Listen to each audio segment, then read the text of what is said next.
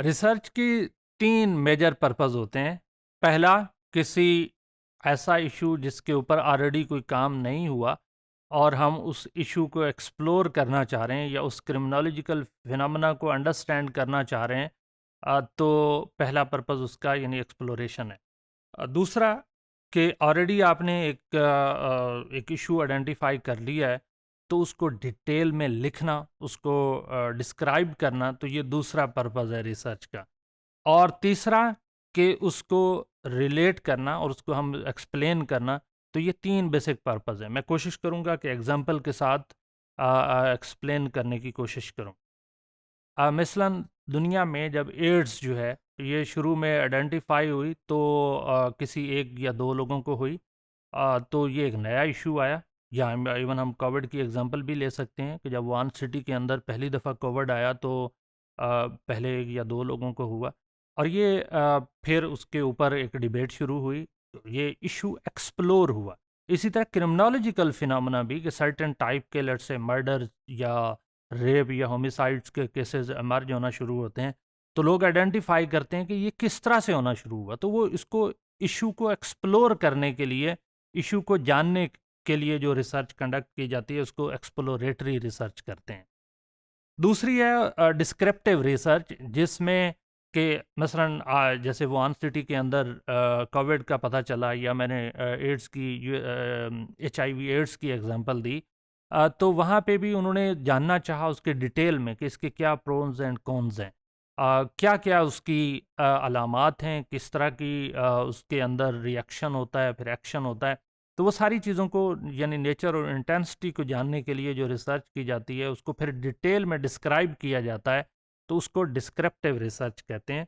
और तीसरी है एक्सप्लेनेशन, लेकिन या एक्सप्लेनेटरी रिसर्च जो है वो रिसर्च होती है जिसमें हम काज एंड इफेक्ट रिलेशनशिप, जिसमें एक वेरिएबल का किसी दूसरे वेरिएबल के साथ क्या रिलेशन है, क्या हम वेरिएबल चेंज कर दें तो तीसरे वेरिएबल के साथ क्या रिलेशन है, यानी यूनिवेरिएट एनालिसिस हम करते हैं, फिर हम बाईवेरिएट एनालिसिस करते हैं, और फिर मल्टीवेरिएट एनालिसिस करते हैं, जिसमें हम एस्टेब्लिश करने की कोशिश करते हैं कि क्या रिसर्च जो है वो हमारी, एक अगर वेरिएबल चेंज कर रहे हैं तो उससे किसी दूसरे वेरिएबल पे क्या असर पड़ता है, उसका इन्वर्स रिलेशन भी हो सकता है, उसका एक वेरिएबल का दूसरे वेरिएबल के ऊपर क्या असर होता है। तो ये सारी चीज़ें डिटरमिन करते हैं हम एक्सप्लेनेटरी रिसर्च में। लेकिन इन तीनों रिसर्च के अंदर जो हम सबसे बेसिक पर्पस होता है, जो जो साइंटिफिक स्टडीज़ होती हैं उनका पर्पस ये होता है, या बेसिक एकेडमिक रिसर्च, जो जब हम नॉलेज जनरेट कर रहे होते हैं, तो हम चाहते हैं कि हम जानना चाहें कि क्या इसके ऊपर ऑलरेडी कोई थ्योरी है, अगर नहीं है तो नई थ्योरी लेकर आएँ, उसके लिए भी एक्सप्लोरेटरी रिसर्च होती है। और अगर कोई ऑलरेडी एक थ्योरी है तो उस क्या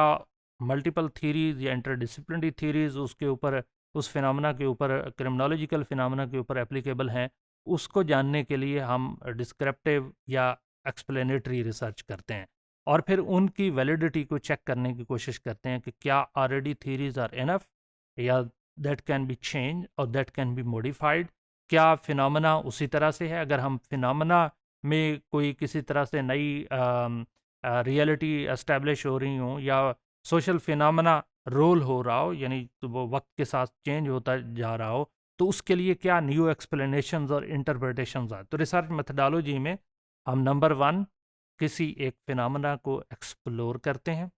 और जानने की कोशिश करते हैं, ये न्यू फिनोमेना होता है, ये हमें नई थ्योरी या नई एम्पिरिकल रिसर्च देता है। दूसरा, हम डिस्क्रिप्शन करते हैं फिनोमेना की, यानी डिस्क्रिप्टिव स्टडीज़ कंडक्ट करते हैं जिसमें उस फिनोमेना को एक्सप्लेन करने की कोशिश की जाती है, उसके प्रोज एंड कॉन्स बताने की कोशिश की जाती है, ये कहाँ किन सिचुएशन में एप्लीकेबल है, यानी एट लेंथ हम उसको एक्सप्लेन करते हैं। और फिर तीसरी एक्सप्लेनेशन, जिसमें मल्टीपल वेरिएबल्स को, मल्टीपल सिचुएशंस को, मल्टीपल डायरेक्शंस को, डायमेंशंस को सामने रखते हुए किसी एक क्रिमिनोलॉजिकल फिनोमेना की एक्सप्लेनेशन करते हैं और उससे नॉलेज जनरेट करते हैं, और क्रिमिनोलॉजिकल इमेजिनेशन बिल्ड करने की कोशिश करते हैं। सो क्रिमिनोलॉजिकल इमेजिनेशन के लिए ना सिर्फ हमें एक्सप्लोरेटरी रिसर्च की ज़रूरत है, बल्कि हमें डिस्क्रिप्टिव और एक्सप्लेनेटरी रिसर्च की भी ज़रूरत है।